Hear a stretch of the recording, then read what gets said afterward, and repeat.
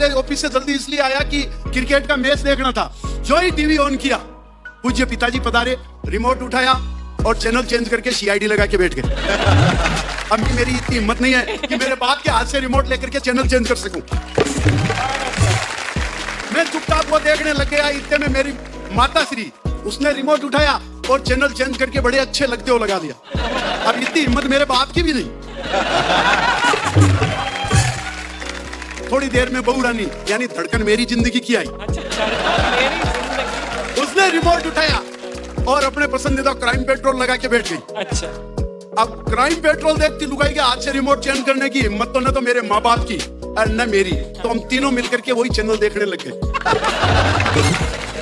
और शेखर जी, मैं तो देखो मारवाड़ी आदमी हूँ, मैं अपनी स्टाइल से अपना काम कर लेता हूँ। जब एक दिन मेरी लुगाई ने मेरे को कहा प्लाजो ला के दो, अब मैं जानता ही नहीं प्लाजो क्या होता है। मैं मिठाई की दुकान चला गया।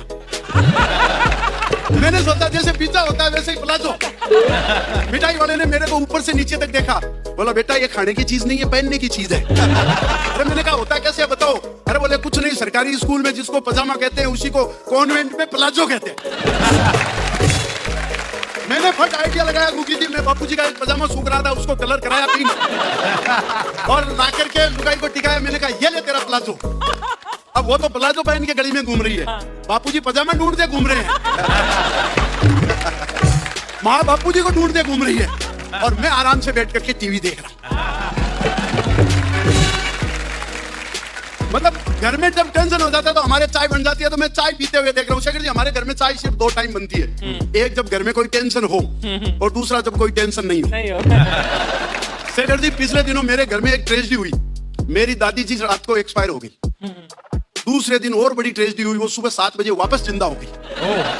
मैंने कहा दादी माँ आप बताओ, आप स्वर्ग गई कि नरक? बोले बेटा नरक। अरे मैंने कहा दादी आपको स्वर्ग और नरक में पता कैसे चला?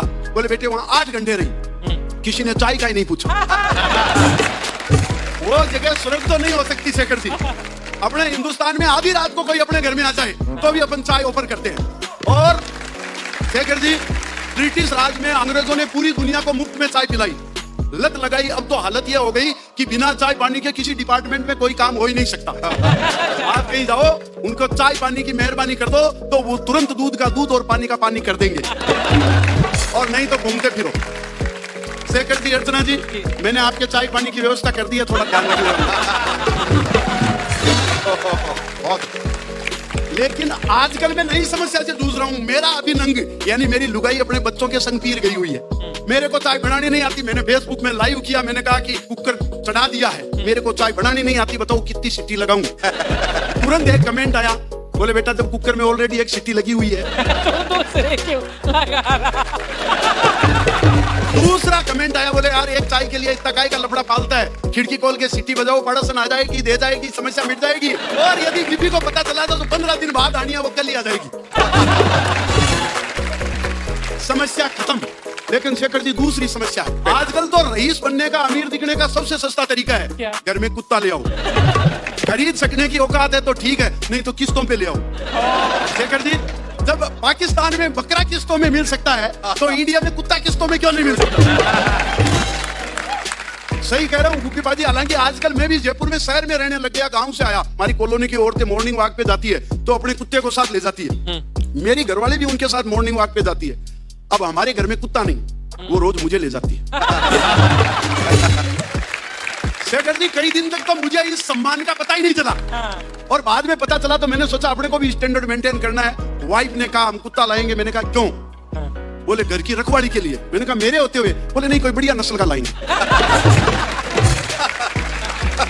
शेखर जी, हम डॉग मार्केट गए, सिर्फ मैंने मैडम को समझाया, बोले देखो मैडम ये बहुत शानदार है, बहुत जानदार है, बहुत समझदार है, इसकी एक विशेषता और, ये इस नस्ल का आखिरी कुत्ता है, एक बार हाथ से निकल गया ना वापस नहीं आने का। पति का तो क्या। बहुत अच्छे सर, क्या बात है। क्षमागणी, नमस्कार। केसर देव साहब, आपने बहुत सादगी से चाय पानी की बात करते हुए अपने चाय पानी का प्रबंध तो कर लिया है। चाय की इतनी सी बात उठी है तो चाय को हिंदी में कहते हैं दुग्ध शर्करा युक्त पर्वतोत्पादित वाष्पई। मैं चाहूंगा कि रोशेल जरा बोल दे प्लीज। तुम Supercalifragilisticexpialidocious। इन्होंने अपनी तरफ की चाय बताई है। मारवाड़ी जी, आपने ना एक बहुत सादगी के साथ जी। एक ऐसा दृश्य दिखाया जो गांव छोटे शहरों में होता है जी। और आपने अपने यूनिक अंदाज में बयां किया इसे। बहुत मीठा, स्वीट और बहुत ही खूब था। Thank you ma'am, thank you.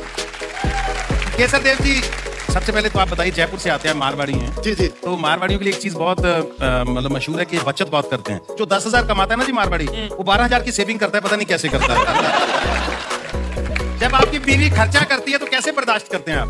पहली बात तो 10,000 में 12,000 इसलिए बचा देते हैं कि हम कमाते तो 20,000 है, बताते 10,000 ही है।